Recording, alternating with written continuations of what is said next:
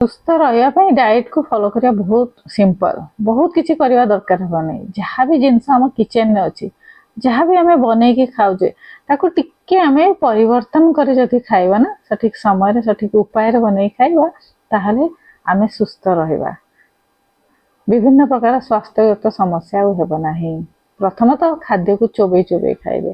ଦ୍ୱିତୀୟରେ ଖାଦ୍ୟକୁ ଗୋଟିଏ ଜାଗାରେ ବସିକି ଖାଇବେ। ତୃତୀୟରେ 75% ଆମେ ଖାଇବା, 25% ଆମେ ଖାଲି ରଖିବା ଆମର ଷ୍ଟମାକକୁ। ଚତୁର୍ଥରେ ଆମ ଶରୀରର ଦୋଷ ହିସାବରେ ଆମେ ଖାଇବା। 3ଟି ଦୋଷ ହିସାବରେ, ଯାହାର ବାତ, ପିତ୍ତ ଏବଂ କଫ, ଏଇ 3ଟି ଦୋଷରୁ ତାହା ହିସାବରେ ଆମର ଖାଦ୍ୟ ହେବା ଉଚିତ। ତାହା ଜାଣିବା ପାଇଁ କୌଣସି ଆୟୁର୍ବେଦିକ ଡକ୍ଟର ସହିତ କନସଲ୍ଟ କରିବେ। ଶରୀରରେ ବାତ ଅଂଶ ଅଧିକା ଅଛି ନା କଫ ଅଂଶ ଅଧିକା ଅଛି ନା ପିତ୍ତ ଅଂଶ ଅଧିକା ଅଛି, ତ ସେଭଳି ଭାବରେ ନିଜର ଖାଦ୍ୟକୁ ନିରୂପଣ କରିବା ଉଚିତ। ଆଜିର ଭିଡ଼ିଓରେ ଡିଟେଲ ଭାବରେ ଜାଣିବା ଆମର ଡାଏଟ୍ ପ୍ଲାନ୍ କିଭଳି ହେବା ଉଚିତ ଏବଂ ଖାଦ୍ୟ ଗୁଡ଼ିକ କିପରି ଖାଇବା ଉଚିତ। ମୁଁ ଯେଉଁ ସବୁ ଖାଦ୍ୟ ଖାଏ, ସେହି ସବୁ ଖାଦ୍ୟ ଖାଇ କିପରି ନିରୋଗୀ ରହିବେ, ତାହା ଆଜି ସମ୍ପୂର୍ଣ୍ଣ ଭିଡ଼ିଓରେ। Online meditation and breathe workshop June ମାସରେ 4ରୁ 7 ତାରିଖ ପର୍ଯ୍ୟନ୍ତ ହେବ। ଇଭିନିଂ ସମୟରେ 5ରୁ 7ଟା, ପ୍ରତ୍ୟେକ ଦିନ 2 ଘଣ୍ଟା ସମୟ, 5ଟାରୁ 7ଟା, ଏବଂ ଡେଟ୍ ହେଉଛି 4 to 7।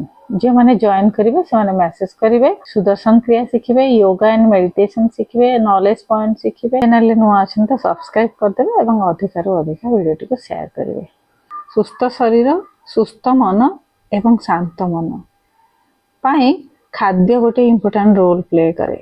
ଆମେ ସଠିକ ଖାଦ୍ୟ ଖାଉନେ, ସଠିକ ସମୟରେ ଖାଉନେ ଏବଂ ତାର କ୍ୱାଣ୍ଟିଟି ମଧ୍ୟ ଠିକ ନାହିଁ, ତାହେଲେ ଆମେ ବିଭିନ୍ନ ପ୍ରକାର ସ୍ୱାସ୍ଥ୍ୟଗତ ସମସ୍ୟା ସହିତ ମାନସିକ ସମସ୍ୟା ମଧ୍ୟ ସୃଷ୍ଟି କରିଥାନ୍ତି। ତେଣୁ ଶରୀର ଅସୁସ୍ଥ ହେଲେ ମନ ଅସୁସ୍ଥ ହେବ, ମନ ଅସୁସ୍ଥ ହେଲେ ଶରୀର ଅସୁସ୍ଥ ହେବ। ତେଣୁ ଏ ସୁନ୍ଦର ଗିଫ୍ଟ ଆମକୁ ମିଳିଛି ନା ଶରୀର, ତାର ଧ୍ୟାନ ରଖିବା ପାଇଁ ହେଲେ ଏ 2ଟି ଜିନିଷ ଉପରେ ଧ୍ୟାନ ଦେବାକୁ ପଡ଼ିବ। ମନ କିଭଳି ସୁସ୍ଥ ରହିବ, ପଜିଟିଭ ରହିବ, ଏବଂ ଶରୀର କିପରି ସୁସ୍ଥ ରହିବ। ଏବଂ ତା ପାଇଁ ଯେ 4ଟି ସୋର୍ସ ଅଫ ଏନର୍ଜିରୁ ଖାଦ୍ୟ ଗୋଟିଏ ଇମ୍ପୋର୍ଟାଣ୍ଟ ସୋର୍ସ, ଏବଂ ଏ ଖାଦ୍ୟ ଏନର୍ଜି ଯୋଗାଇବା ସହିତ ସହିତ ବହୁତ କିଛି ଆମକୁ ପ୍ରଦାନ କରିଥାଏ। ଖାଦ୍ୟ ଖାଇବା ଏବଂ କିପରି ଖାଦ୍ୟ ଖାଇବା ଉଚିତ। ଚ୍ୟାନେଲରେ ନୂଆ ଅଛନ୍ତି ତ ସବସ୍କ୍ରାଇବ କରିବେ, ଅଧିକରୁ ଅଧିକ ଭିଡ଼ିଓଟିକୁ ସେୟାର କରିଦେବେ। ନିଜେ ମଧ୍ୟ ଏହାର ବେନିଫିଟ୍ସ ପାଇବେ ଏବଂ ଅନ୍ୟମାନଙ୍କୁ ଏହାର ବେନିଫିଟ୍ସ ପହଞ୍ଚାଇବା ପାଇଁ ହେଲ୍ପ କରିବେ। ମୁଁ Sushma Pal, yoga and meditation teacher, spiritual teacher, Art of Living teacher and Sudarshan Kriya teacher.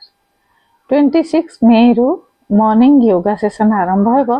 Ayurveda ଦୃଷ୍ଟିକୋଣରୁ ଖାଦ୍ୟ କିଭଳି ଖାଇବା କଥା, କେତେ ପରିମାଣର ଖାଇବା କଥା, ତାହା ଡିଟେଲ ଜାଣିବେ। ପ୍ରଥମେ ନିଜ ଶରୀରକୁ ବୁଝିବେ। ଆଜ ପର ଆୟୁର୍ବେଦ ଆମର 3ଟି ଗୁଣ ଥାଏ ଏବଂ 3ଟି ଦୋଷ ମଧ୍ୟ ଥାଏ ଶରୀରରେ।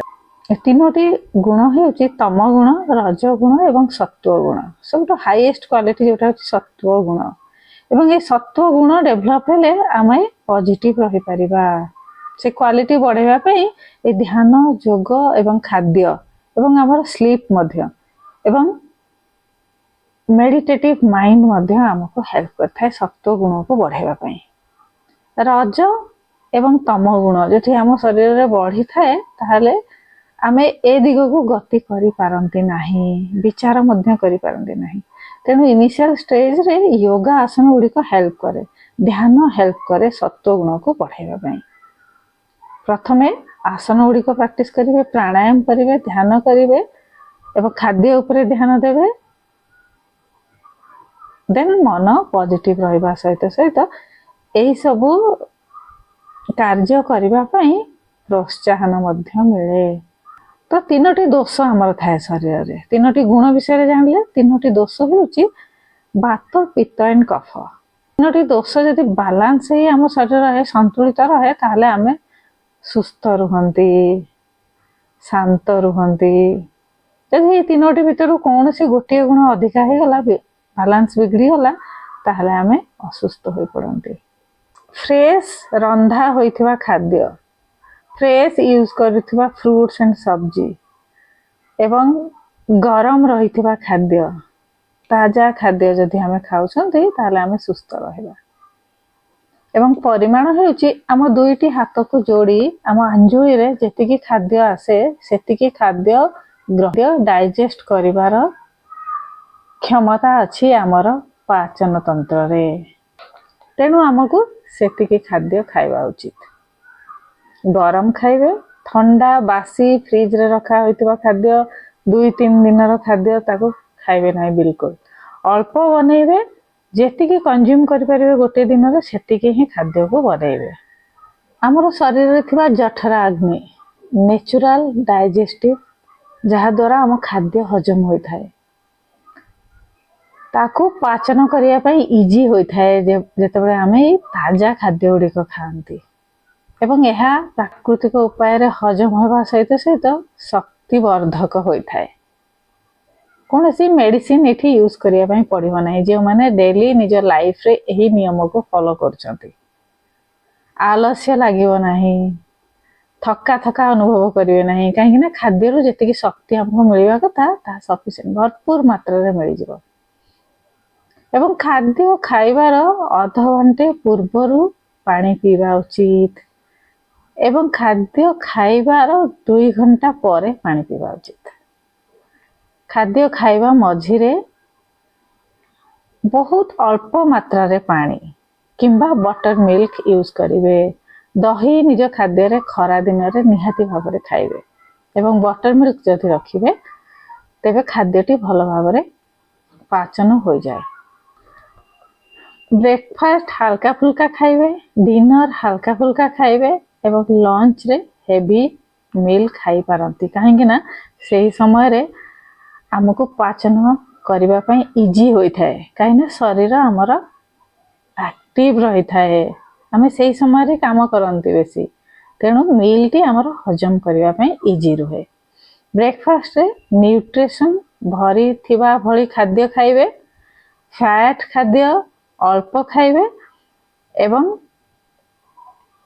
ଫ୍ରୁଟ୍ସ ଭେଜିଟେବଲ୍ସ କିଛି ନିଜର ବ୍ରେକଫାଷ୍ଟରେ ନିହାତି ଭାବରେ ଖାଇବେ। ଏବଂ ପ୍ରତ୍ୟେକ ଦିନର ବ୍ରେକଫାଷ୍ଟକୁ ଚେଞ୍ଜ କରିବେ।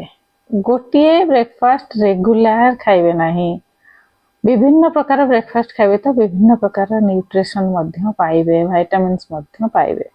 ବିଭିନ୍ନ ପ୍ରକାର ଫ୍ରୁଟ୍ସ ଖାଇବେ, ସିଜନରେ ଯେଉଁ ଋତୁରେ ଯେଉଁ ଫଳ ମିଳୁଛି, ଯେଉଁ ପରିବା ମିଳୁଛି ସେଇ ପରିବାକୁ ଅଧିକା ଭାବରେ ୟୁଜ କରିବେ। ବ୍ରେକଫାଷ୍ଟରେ ଉପମା ଖାଇପାରିବେ, କିନ୍ତୁ ଉପମାରେ ଭରପୁର ମାତ୍ରାରେ ଭେଜିଟେବଲ୍ସ ପକାଇବେ, ତ ଫଳରେ ପୌଷ୍ଟିକ ତତ୍ତ୍ୱ ଅଧିକା ପାଇବେ। ନ୍ୟୁଟ୍ରିସନ ଭ୍ୟାଲ୍ୟୁ ଭରପୁର ମାତ୍ରାରେ ମିଳିବ। ସେ ଚୁଡ଼ାର ଉପମା ହେଉ, ସେ ସୁଜିର ଉପମା ହେଉ, ଭରପୁର ମାତ୍ରାରେ ଭେଜିଟେବଲ ସେଠି ପକେଇ ବନେଇବେ। ମୁଙ୍ଗଫଲି ୟୁଜ କରିବେ, ଚିନାବାଦାମ ୟୁଜ କରିବେ, ଡ୍ରାଇ ଫ୍ରୁଟ୍ସ କିଛି ବ୍ରେକଫାଷ୍ଟରେ ୟୁଜ କରିବେ। ଦେନ୍ ଆମେ ଆସିବା ପିଠା। ଆମର ଓଡ଼ିଶାର ଗୋଟେ ଭଲ ସାଧାରଣତଃ ସମସ୍ତେ ପସନ୍ଦ କରୁଥିବା ଖାଦ୍ୟ। ପିଠା ଖାଇପାରିବେ କିନ୍ତୁ ବହୁତ ଅଧିକା ମାତ୍ରାରେ ଖାଇବେ ନାହିଁ। ଯେହେତୁ ବିରି ଡାଲି ଅଛି, ପିଠାଟି ମଧ୍ୟ ବ୍ରେକଫାଷ୍ଟ ପାଇଁ ବହୁତ ଭଲ, କିନ୍ତୁ ଅଧିକା ମାତ୍ରାରେ ଖାଇବେ ନାହିଁ ଏବଂ ତା ସହିତ ଚଟନି ଖାଇବେ କିମ୍ବା କୌଣସି ପରିବାରେ ବନା ହୋଇଥିବା ସବଜି କିମ୍ବା ଉତ୍ତପମ ବନେଇ ଖାଇବେ।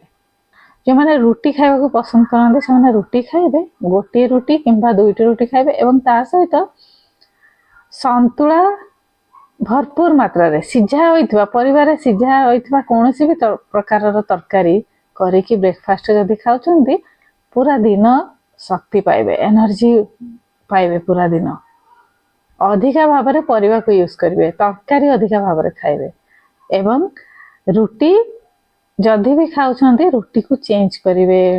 ମଲ୍ଟିଗ୍ରେନ୍ ଆଟା ୟୁଜ କରିପାରିବେ, ରାଗି ଆଟା ୟୁଜ କରିପାରିବେ, ରାଗିର ସୁପ୍ ବନେଇକି ପିଇପାରିବେ, ରାଗିର ଉପମା ବନେଇ ଖାଇପାରିବେ, ରାଗିରେ ରୁଟି ବନେଇ ଖାଇପାରିବେ, ସେ ମଧ୍ୟ ସ୍ୱାସ୍ଥ୍ୟ ପାଇଁ ବହୁତ ଭଲ। 8ରୁ 9ଟା ଭିତରେ ବ୍ରେକଫାଷ୍ଟ ଖାଇବା ଉଚିତ, ବହୁତ ଲେଟ୍ କରିବେ ନାହିଁ। 10ଟା 11ଟା ଏମିତି ବହୁତ ଜଣଙ୍କର ଅଭ୍ୟାସ ଥାଏ ନା, ବ୍ରେକଫାଷ୍ଟ ଲେଟ୍ କରି ଚାଲନ୍ତି, ବିଲକୁଲ ବି ସେ ଭୁଲ କରିବେ ନାହିଁ। ଶରୀର ବିଲକୁଲ ଖାଲି ହୋଇଯାଇଥାଏ, ହାଲକା ହୋଇଯାଇଥାଏ ସକାଳେ ଉଠିଲା ବେଳେ ଏବଂ ରାତିର ଯାହା ଖାନା ଆମେ ଖାଇଥାନ୍ତି ସେ ସକାଳେ ଭଲ ଭାବରେ ହଜମ ହୋଇଯାଇଥାଏ। ତେଣୁ ପୁଣି ନୂତନ ଉର୍ଜା ପାଇଁ ଶରୀରକୁ ଖାଦ୍ୟର ଆବଶ୍ୟକ। ତେଣୁ 8ରୁ 9ଟା ଭିତରେ ब्रेकफास्ट टी कंप्लीट करेंगे मुहूर्त उठा चेष्टा करेंगे। उठिबा परे फ्रेश होई गोटे ग्लास वार्म वाटर पीबे, गुनगुना पानी पीबे। ए अभ्यास निहाती भाव पकाइबे। कॉफी एवं चा बिल्कुल भी ब्रेकफास्ट पूर्व पीबे नहीं। वार्म वाटर पीबे और सही वाटर टी कौन भी स्पाइस रो वाटर होता है जमती कि जीरा, धनिया, दालचीनी, सोम एभली विभिन्न प्रकार स्पाइस पके राति भिजे रखिथे, सकाळे पी पारंती। निजर देह अनुसार यूज करिवे एवं डिटॉक्स वाटर मध्य दिन सारा नहीं पारिबे। पुदीनार पत्र किंबा तुलसीर पत्र आ गोटे खंड काकुड़ी सेटिकी गोटे लिटर पानी रे पकई रखिए एवं दिन सारा से पानी को अध अध कप करी कंज्यूम करिवे जदि न्यूट्रिशन मध्य मिलिबो एवं शरीर पई डिटॉक्स वाटर टी विभिन्न लेवल ले काम करे। तो ये थिला मॉर्निंग रो रूटीन एवं ब्रेकफास्ट। तापरे आमे ता मझिरे जे मन को भोक लगुची लंच रो टाइम 12 रो गोटे हवा उचित, ताठू अधिका लेट करवा उचित नहीं। किंतु ता मझिरे जे मन को भोक लगुची से माने केवल फ्रूट्स एवं ड्राई फ्रूट्स यूज करि पारिबे। बहुत अल्प मात्रा रे यूज करिवे काहे ना मील टा हमर से हिसाब रे कमी जीवो। यदि हमें कंटिन्यू अधिका समय आमे भोकरे रहिबा ता से हिसाब रे हमर मील रो परिमाण बढ़ी जाए, जहा कि आम शरीर पई भलो नुह। 75% आमे खाइबा कथा, 25% हमर खाली रहबा कथा स्टमक। लंच रे से भली आमे कम तेल मसला यूज करूथिबा सब्जी, गोटे बड़ कटोरी रे डाली एवं प्रत्येक दिन डाली टी चेंज करिवे। केबे हरड़ डाली, केबे मुग डाली, केबे चना डाली, केबे आउ किछि विभिन्न प्रकार डाली, तड़का डाली एभली भाव में विभिन्न प्रकार डाली को यूज करिवे। मसूर, मुग, हरड़, चना, कोलथ, इवन कोलथ डाली बहुत प्रकार न्यूट्रिशन वैल्यू अछि, तेणु कोलथ डाली मध्य मझिरे मझिरे खाइबे। निजर मील रे दाल एवं सब्जी रो पोषण बहुत अधिक हवा उचित एवं राइस रोटी रो पोषण बहुत कम हवा उचित। दिन को गोटे थर दही मध्य यूज करिवे। यह आमर पाचन तंत्र पई बहुत भल। दही रे थबा बैक्टीरिया आमर पाचन तंत्र को सुधारे, भल करे एवं जल्दी हजम करने पई हेल्प करे। तेणु दही रे बनैथिबा बटर मिल्क हेउ किंबा नॉर्मल सादा कॉर्ड हेउ किंबा रायता हेउ प्रत्येक दिन लंच रे खाइबे। मध्य विभिन्न प्रकार परिवार चेंज करिवे, डाली चेंज करिवे, परिवार चेंज करिवे, मात्रा रे न्यूट्रिशन पाइबे, विटामिन्स मध्य मिलिबो। देन आमे आसीबा एबे डिनर को। स्नैक्स नेबार जे मानकर अभ्यास अछि से माने सूप, दिन अछि तो विभिन्न प्रकार जूस, फ्रूट्स, चना रो भजा, बादाम रो भजा एभली जिनस नेबे जोटा कि सहजरे पाचन हे जिवो एवं आमे जल्दी डिनर करि परिबा। एबे आसीबा डिनर रे कोन खाइबा। डिनर रो खाइबा मध्य बहुत हल्का फुल्का हवा उचित। और जे माने ओवरवेट अछंदी से माने डिनर रे केवल सूप पीबा उचित। विभिन्न प्रकार वेजिटेबल्स पके घरे बनैतिबा सूप, जे माने वेट लॉस करिया पय चाहउछंदी। जे माने नॉर्मल अछंदी, वेट संकर ठीक अछि, से मानको पय डिनर ते हल्का हबो किंतु बहुत जल्दी नेबे। वे डिनर रे राइस नहीं पारंती, रोटी नहीं पारंती, से भली मु कहबी बहुत कम मात्रा नेबे एवं वेजिटेबल सूप नहीं पारिबे। सोइबा पूर्वरु, सोइबार गोटे घंटा पूर्वरु हॉट मिल्क नहीं पारिबे, गुनगुना मिल्क, सेतिरे किछि टर्मरिक पाउडर, घरे बनै रखिथिबा हल्दी पाउडर जदि गरम क्षीर रे मिसई सोइबार गोटे घंटा आगरु पीबे बहुत प्रकार बेनिफिट्स पाइबे। स्किन हेल्थ पई भलो, गट हेल्थ पई भलो, विभिन्न प्रकार बेनिफिट्स पाइबे। हल्दी रे विभिन्न प्रकार गुण अछि। आज पर आयुर्वेद हल्दी गोटे मेडिसिन भावरे यूज हुए, तेणु प्रत्येक दिन गुनगुना क्षीर रे हल्दी पकाई पीबे। डिनर टी 7 रु 8टा भितरे, मैक्सिमम 8:30 भितरे नहीं जिवे। डिनर हेवी एवं लेट हेले निद न आसीबा प्रॉब्लम, हजम न होबार प्रोब्लेम, सकाळु अलस लागिबार प्रोब्लेम, जदि हजम ठीक रे न हो सकाळु अलस लागिबो, एसिडिटी हेबो, विभिन्न प्रकार गट रा प्रोब्लेम देखा देबो, पेट जनित समस्या देखा दिए। तो ये थिला गोटे दिन रे नॉर्मल आमे घरे जहाँ भी खाद्य खाउचे सेही खाद्य को व्यवहार करी किभଳି आमे डाइट फॉलो करि परिबा, सुस्थ रहि परिबा, यह थिला गोटे नॉर्मल डाइट प्लान। एवं प्रत्येक दिन यह चेंज करेंगे, सप्ताह गोटे किंबा 2 दिन रखिए जोठे निजर मन पसंद खाना खाइबे, से भी मध्य मात्रा कंट्रोल करी बैलेंस करी खाइबे। तो गोटे किंबा 2 दिन रखिए चटपटिया जिनस खाइबा तो से बैलेंस हो जिवो। किंतु प्रत्येक दिन जदि आमे चटपटिया जिनस तेल मसला वाला जिनस निज हाथ रे निज देह को बिगाड़बारे लागिबा। बहुत सिंपल डाइट प्लान मु देछि, ए डाइट को जदि फॉलो करिवे ए सब जिनस मु निजे मध्य फॉलो करे। अल्प मात्रा खाइबे, विभिन्न प्रकार वैरायटी खाइबे, न्यूट्रिशन पाइबे, परिबा भितरे विभिन्न प्रकार कलरफुल परिबा खाइबे, black colour, green colour, yellow colour, विभिन्न प्रकार कलर सब्जी सब मार्केट रे अवेलेबल, से प्रकार सब्जी सब वैरायटी ऑफ सब्जी किन के खाइबे। ब्रोकोली को अधिका यूज करिवे। मुग, गोटा मुग को बतुरे की ब्रेकफास्ट रे यूज करिवे। अधिका मुग को गजा करी चिल्ला बनै खाइबे एवं सेथिरे विभिन्न प्रकार वेजिटेबल्स मध्य पकई पारिबे एवं ता सहित चटनी, पीनट रो चटनी, चिना बादाम रो चटनी मध्य करिवे। यह गोटे बहुत ही हाई प्रोटीन वाला ब्रेकफास्ट।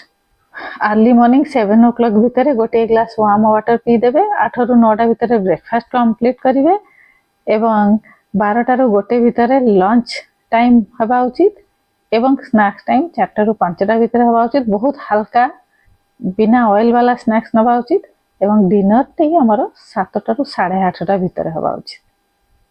फ्रूट्स गुड़िक किपरि आमे खाइबा। फ्रूट्स गुड़िक जेते आपण माने एप्पल काटिकी खाउछन्ते सब मन रखिथे, एप्पल उपरे दालचीनी रो पाउडर जदि पकई कि ता खाउछन्ते, दालचीनी पाउडर सहित तार गुणवत्ता बढ़ी जाए। एप्पल तो हार्ट हेल्थ पई बहुत भलो। ता ऊपर जेते आमे दालचीनी पकई दियंती ना, दालचीनी हमर बैड कोलेस्ट्रॉल को 0 लेवल ले नै आसे। तेनु एप्पल उपरे दालचीनी रो पाउडर पकई खाइबार अभ्यास करिवे। केउ खाद्य बात गुण माने खाइबे नहीं, केउ परिबा बात गुण माने खाइबे नहीं, केउ खाद्य कफ गुण खाइबे नहीं। जेमति ज्यादातर जे माने को ठंडा अधिका हुए, कफ जनित समस्या हेउची, से माने को दही खाइबा मना। कोर आयुर्वेदिक प्रिंसिपल हला दिन रो आरंभ एवं रात्रि समय रे आमे कंचा परिबा खाइबा नहीं। कंचा फल, कंचा जिंस जेमति कि काकुड़ी, गाजर, आमे सलाद बनै खाउचे, सेमति विभिन्न प्रकार फ्रूट्स खाउचे, आमे ताको खाइबा नहीं दिन रो आरंभ रे एवं रात्रि समय रे। हल्का भाव रे आमे गाजर, बीटरूट एको बॉयल करी आमे सूप बनै कि पी परिबा किंबा बॉयल सलाद बनै खाइ परिबा। गो को टिके बॉयल करी सेतिरे पके परिबे। एभଳି भाବରେ रात्रि सलाद खाइबा पई इच्छा होची तो खाइ परिबा एवं से भलो मध्य देह पई बहुत भलो। जदि राति रे रोटी राइस न खाई आमे गोटे बड़ बाउल रे बॉयल करिथिबा वेजिटेबल्स किंबा फ्रूट्स को हल्का बॉयल करी एवं सेथिरे गजा मुग, गजा बुट इत्यादि पकई जदि खाउचे भरपूर मात्रा न्यूट्रिशन हमको दबो।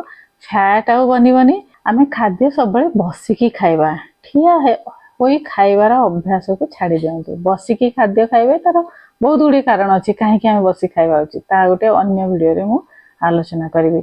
एवं खाद्य को चोबई खाइबे। लाळ जेतिके अधिका परिमाण रे हमर खाद्य सहित मिसिबो सेतिकी भलो भाबरे हजम हेबो।